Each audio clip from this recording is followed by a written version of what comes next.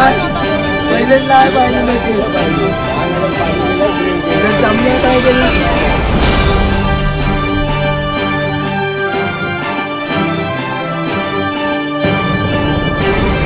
विरार में बड़ा हादसा होने से पूरे इलाके में अफरा तफरी मच गई। बता दें कि नारंगी रोड पर चामुंडा नगर और विजय नगर के बीच स्थित रमाबाई अपार्टमेंट की 4 मंजिला इमारत का पिछला हिस्सा देर रात ढह गया। वसई विरार नगर निगम के अग्निशमन विभाग और एनडीआरएफ की 2 टीमों की मदद से बचाव कार्य जारी है। इस घटना में 3 लोगों की मौत की खबर है, जबकि 9 लोगों को विरार और नाला सुपारा के अस्पतालों में भर्ती कराया गया है। रिपोर्ट्स के मुताबिक स्वामी समर्थ नगर स्थित रमाबाई अपार्टमेंट का हिस्सा देर रात करीब 11:30 बजे अचानक भरभराकर गिर गया। इस हादसे में अब तक 3 लोगों की मौत हो चुकी है, जबकि 15 से 20 लोगों के अभी मलबे में फंसे होने की आशंका जताई जा रही है। घटनास्थल पर स्थानीय पुलिसकर्मी, एनडीआरएफ और नगर निगम की टीमें रेस्क्यू ऑपरेशन में जुटी हैं। मलबे में दबे लोगों को खोजने के लिए डॉग स्क्वाड की मदद ली जा रही है। इमारत के आसपास घनी बस्तियां होने के चलते रेस्क्यू ऑपरेशन में दिक्कतें आ रही हैं। जेसीबी और अन्य भारी मशीनें मौके तक नहीं पहुंच पा रही हैं। बचावकर्मी हाथों से मलबा हटाने की कोशिश कर रहे हैं। बताया जा रहा है कि यह इमारत करीब 10 से 15 साल पुरानी है और नगर निगम ने पहले ही इसे ऑडिट नोटिस भेजा था। हादसे के बाद पूरी इमारत खाली करा दी गई है। इस त्रासदी ने एक परिवार की खुशियां भी छीन ली। रमाबाई अपार्टमेंट में रहने वाले जोएल परिवार की छोटी बेटी का पहला जन्मदिन मनाने के लिए रिश्तेदार और मित्र आए थे, लेकिन उसी दौरान ये हादसा हो गया। जन्मदिन मना रही उस मासूम बच्ची और उसकी मां की मौत हो गई, जबकि पिता ओमकार जोएल अभी तक लापता है।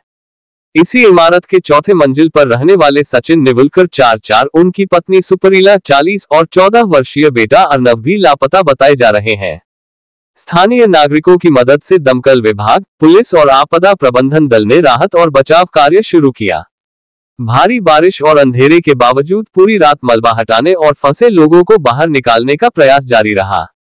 घायलों को एम्बुलेंस की मदद से नजदीकी अस्पताल में भर्ती कराया गया।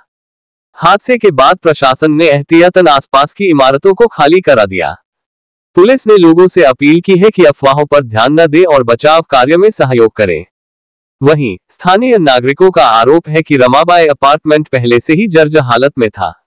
बार बार शिकायतों के बावजूद न तो उसकी मरम्मत कराई गई और न ही इमारत को खाली कराया गया। नागरिकों का कहना है कि यह हादसा प्रशासनिक लापरवाही का नतीजा है।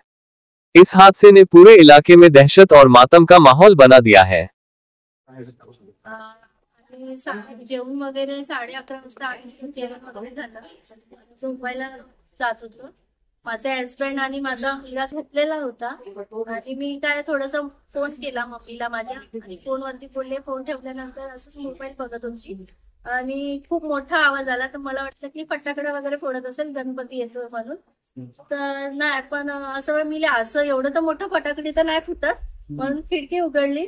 सर्व धूर धूर सर्वीकडे धूर दिसत होता आणि आम्हाला वाटलं की सिलेंडर वगैरे कुणाचा फुटलाय। पब्लिक फालतू तिथून कावकातून उतरत होती, उतरो भागो, गॅस सिलेंडर बंद। त्यांना मला असं वाटलं की गॅस ब्लास्ट झालाय, म्हणून मी पण गॅस वगैरे बंद केला आणि बघितलं तर नाही, जास्तच भयानकच झालं। नंतर बघितलं की बिल्डिंगच पडली, पूर्ण अख्खी बिल्डिंगच पडलेली आहे। 12 वाजले, बरोबर 12 वाजता झालं। तिथे जे वरती 4था फ्लोर होता ना, त्यांच्या घरी गणपती होती। म्हणजे 2 बहिणी आहेत त्या आणि एक छोटा भाव आहे। त्या भावाला ती डान्स शिकवत होती, ते मी बघितलं। आणि ती म्हातारी वगैरे अशी येत जात होती, म्हणजे बोलत होती बाहेर गॅलरीत वगैरे। आणि सर्व झोपायच्या टाइम मग घरी गेले आणि बघितलं तर खूप मोठाच आवाज आला। काय माहिती, हे म्हणजे अचानकच सर्व झालं। विजयनगरला फर्स्ट टाइम असं झालेलं आहे, कधी असं झालेलं नव्हतं। आम्ही आता 20-22 वर्ष झाले आम्ही इथे राहतो, पण फर्स्ट टाइम झालेलं असं कधी झालं नव्हतं। आमच्या ते फर्स्ट टाइम असं झालेलं आहे। नगरपालिकेने सगळ्यांवर कारवाई करून काय ते त्यांचे प्रश्न सोडवावे काय असतील ते, कारण गरीब लोक राहत आहेत त्यांच्या मागे तुम्हाला काय कारण दिसते? जुनी वेळ खूप जुनी जाणी म्हणून वगैरे सर्व घेत होते, तर ते मेंटेनन्सची सिक्युरिटी वगैरे आहे त्यांनी पण लक्ष दिलं पाहिजे होतं, कुठे काय तुटलंय काय वगैरे रिपेअरिंग करायला पाहिजे होती.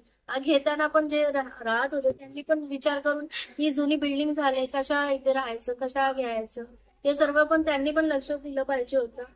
आणि बिल्डर काय तो तर लक्ष देत नाही, तो आपला बिल्डिंग बनवतो आणि लोकांना राहायला देतो आणि त्याचे पैसे जेवढे होतात तो आपला खिस्सा भरतो आणि लोकांचा जीव गेला मग नंतर तो येईल वगैरे, त्याचा काही उपयोग नाही. बनवतानाच त्याने आधीच सर्वांनी जी बिल्डिंग बनवताना आधी व्यवस्थित चांगली बनवायची, म्हणजे अशी घटना नको घडायला.